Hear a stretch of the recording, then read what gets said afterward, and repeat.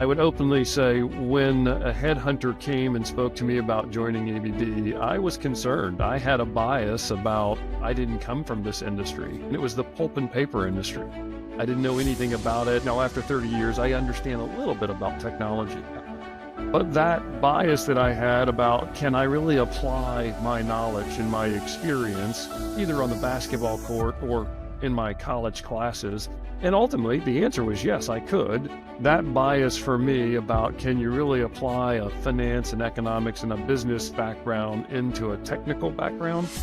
The answer is yes. Sometimes we underestimate ourselves, but there's so many skills, and your attitude towards your life and the journey can be transferable. And I would say, hey, one of the biases that should be broken very quickly is that you're supposed to know everything. What you should do is lean forward so you can learn it. Sometimes we try to do everything by ourselves. That's the biggest mistake you can do. You can tie yourself with one job or one task for a long time and you might not be able to fulfill. So rely on your team. There's no one company, no matter how many hundreds of billions of dollars they make, can they do it on their own. That bias has been broken. This industry needs partnerships. Interesting journey, like where you have started, how you have grown, and how your skills were transferable.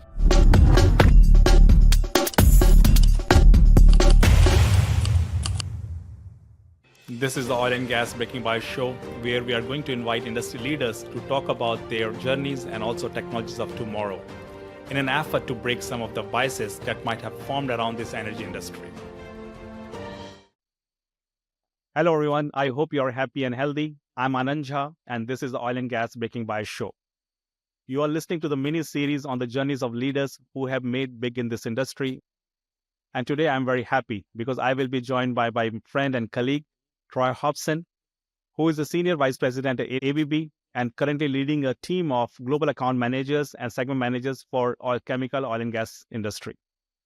He has a glorious career, but what interests me about him, his down-to-earth and humble approach to everyone who works with him on a day-to-day basis.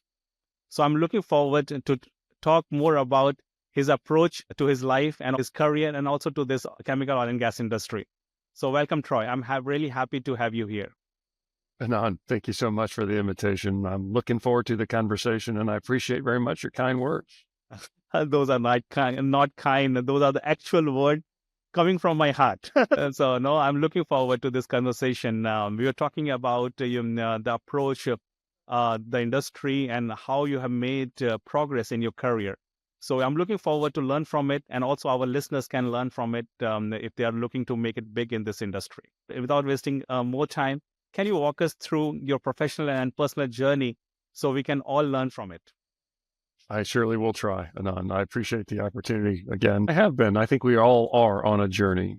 And I'm going to break down my professional career as part of my journey, and I'll mix in some things that are actually from my personal side. And when I think back at my 30 years with ABB, I think about three significant phases of my career. And the first one was in sales and sales management. I would openly say when a headhunter came and spoke to me about joining ABB, I was concerned. I had a bias about I didn't come from this industry, and it was the pulp and paper industry. I didn't know anything about it. I didn't think it was going to exist much longer. But ultimately, I took a leap of faith and I left a small company and joined a huge company. My industry concerns were belayed. The industry is still there. It's different, right? People still do business there. It was a huge transition for me, moving into a space that I didn't know people, I didn't know the industry. But I took that leap of faith. I learned that I had to lean on other people, just like I did when I was playing sports in high school and in college, building a support network. And that network became my friend network. And I was really interested to know the industry and how the processes worked and how and why people would buy things. And it helped me be pretty successful as a salesperson, as a sales manager in ABB. Basketball was a big part of my life. Right. I had my coach, or I had my father, I had my high school, my junior high, and my college coach.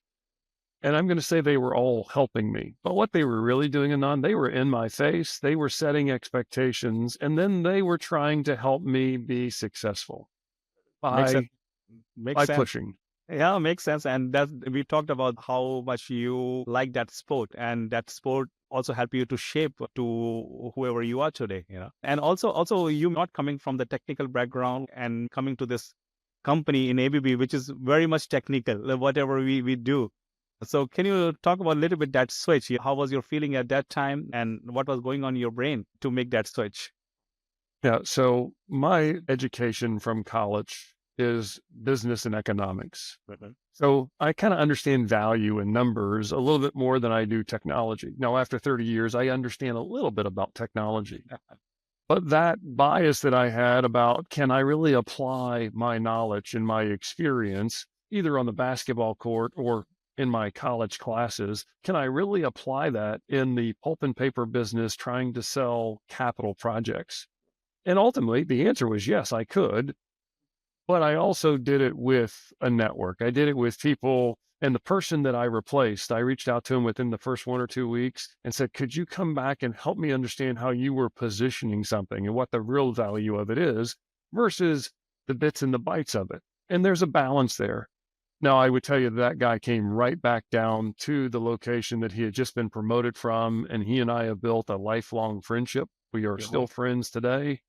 And we've lived life together. So that bias for me about can you really apply a finance and economics and a business background into a technical background?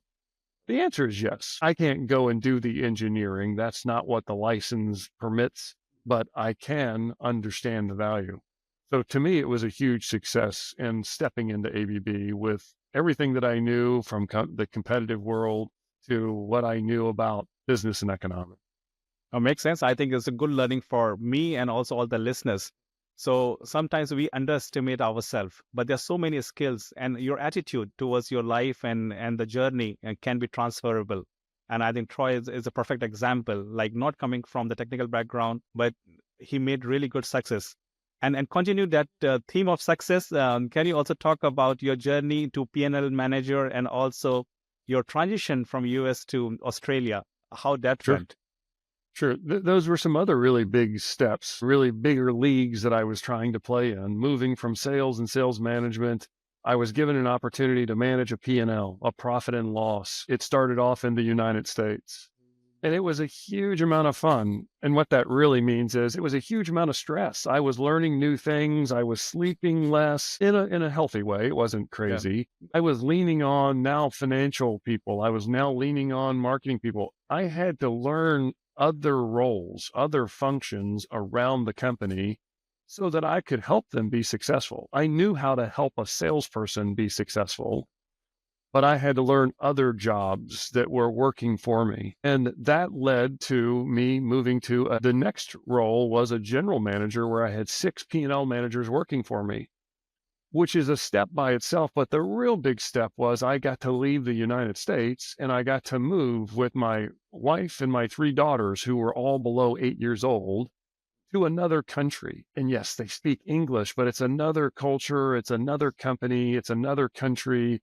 And I got to be on the country management team, which Anand, in this transition, I didn't just switch from one country to another, from being a P&L manager to being a general manager. I also got elevated in ABB where I now had to pick my eyes up off of one division to now multiple divisions reporting to me. And then the next step was, and then I was on the country management team, which meant all of the divisions of ABB were sitting at the table and I had to build relationships with them. So with each of these steps, my eyes have come up off the ground. My vision has broadened and that has been super encouraging. I think I want to know, I'm curious. ABB kept putting jobs in front of me that you had to be curious to learn about everyone else so you could be successful. The transition from my family, we went from public schools to private schools. We went from knowing where we were. And I can remember in the first 1 or 2 weeks. And for those that don't know, Australians drive on the other side of the car than Americans. They drive on the other side of the road. My wife and I had to go to a training where someone had to teach us to drive a car. Definitely. That could be scary. It was scary. It really was scary, but there was so much energy, so much oxygen in that transition. in general management. And I went from knowing one industry to knowing 6 industries. And it was a tremendous amount of fun. Then that phase lasted for about 10 or 12 years. And then I transitioned back to the United States and I stepped into the global account management role, looking after some very large oil, gas, and chemical companies. Makes sense. Like one thing you mentioned about changing the geography, and that's a good learning for all of us. Don't tie yourself with one city, one town, or one country, because sometimes opportunity knocks, and you have to make that decision to act on this opportunity.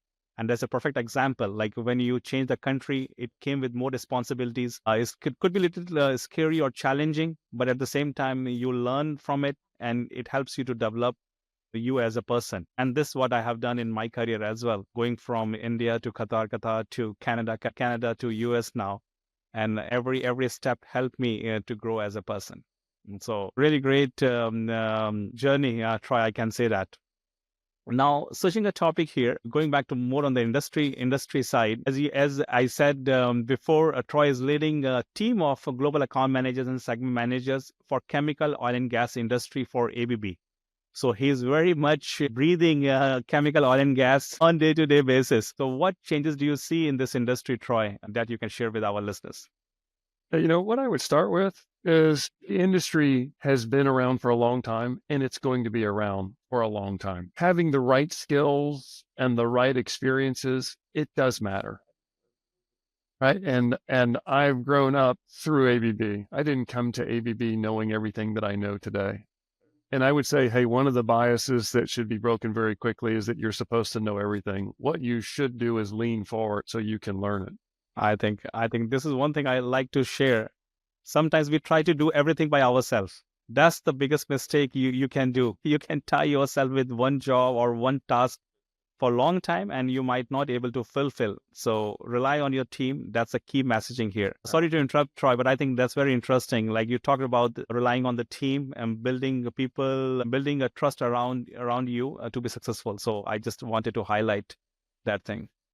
So you asked about changes and changes of the industry, and I'm going to broaden it just a little bit. ABB is a very large, it's complex in times, and we have something we call the ABB way. And one of the things about the ABB way is we transition from having people develop your career for you or show you the path that you could take to really holding ABB employees accountable for what do you want to do. And I really do believe in it. I think if you give a man a fish, then he's beholden. If you teach a man to fish, then the man's not beholden. He can go and do what he wants to do. So ABB really transitioned in the last 5 or so years to steer your own career. Now, there's still some development. I still help different people understand that path. And the other thing in this industry is, hey, you can get caught with goals. What is your objective for this year? But in my mind, I've really developed what are the big rocks that are stopping me from really winning big or really achieving and making the progress that I want? And I would tell you that that's been a change that I've lived through either by the industry or by ABB or, by graces of others. The other thing that I would talk about that's a change is the energy transition. Hey, openly, there are more companies today than there were yesterday for us to call on, to be successful with. And some of them are moving at a pace much faster than some of the other companies. And I would tell you that capital competes, right? We have assets that we have to deliver technology and make bids on. There are so many opportunities right now to go out, build a trusted advisor relationship with new customers, not walking away from the old. It's the and equation that we hear about in the energy transition. The old industry, which is oil, gas, and chemical, and the new industries, which are hydrogen and other offshore wind, are equally as important. So those changes allow me to continue to be curious and continue to learn. Something new to learn from this industry. I think I can say that we hear lots of noise. This industry is going down, is going to die in next 5 years, 10 years. We are hearing these things for last, I don't know how many years. So this industry is not going to die, just to is going to reintroduce itself in new forms and bringing more opportunities than what we had in the past. Thank you so much for sharing about this industry. Now, going back to your journey, you have gone through different roles, but if you are given a chance to relive your journey, what changes you might make? I would say, Anand, in my life right now, I believe that the type of people that I want to be around, they fit three criteria. They're hungry. They think more deeply, right? So they're hungry in what they're doing. They're intentional and they're smart. And yes, book smart and intellectually smart, but what they're really smart at is when they're engaging other people, what needs to be said and what doesn't need to be said. Some would call it emotional intelligence. And the third area is humility, right? Leading with the thought of serving others. Yes. So you ask, what would I do differently? I want to right now surround myself that fit people who are hungry, smart, and humble. And I would do that more frequently. Who I associate with starts to put ideas into my mind. So I want to make sure that I'm building a team with those type of people that fit some or all of those qualities. No, that's perfect. You have already summarized those qualities.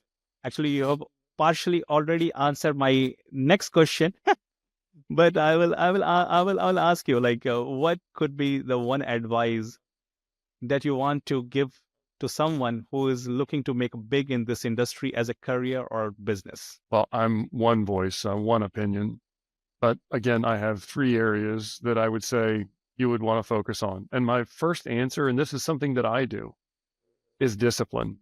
And I don't Right. think of discipline as a bad word or a challenging word. It's routine, it's rituals.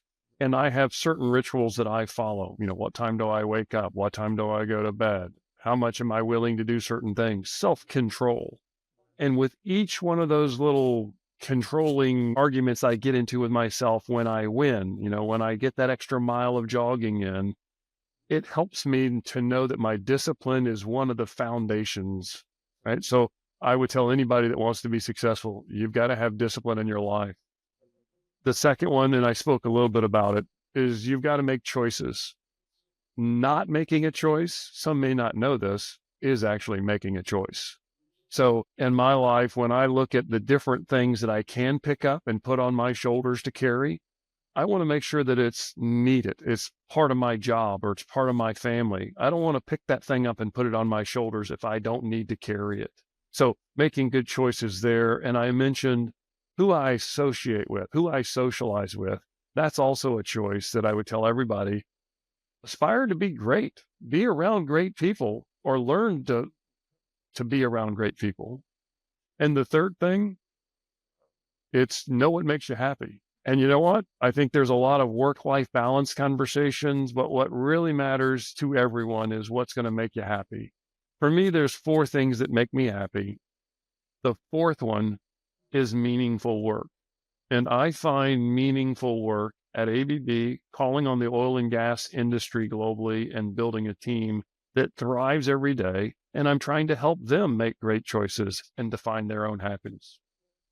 That's excellent. Like, you have summarized everything. There's a lot to learn from it, but one thing I like to highlight here is a discipline. Discipline is important. Like, you can be ambitious in your life, but if you don't have a discipline to work towards it, nothing will happen by itself. And also you talked about the network. Network is very important. So build your network.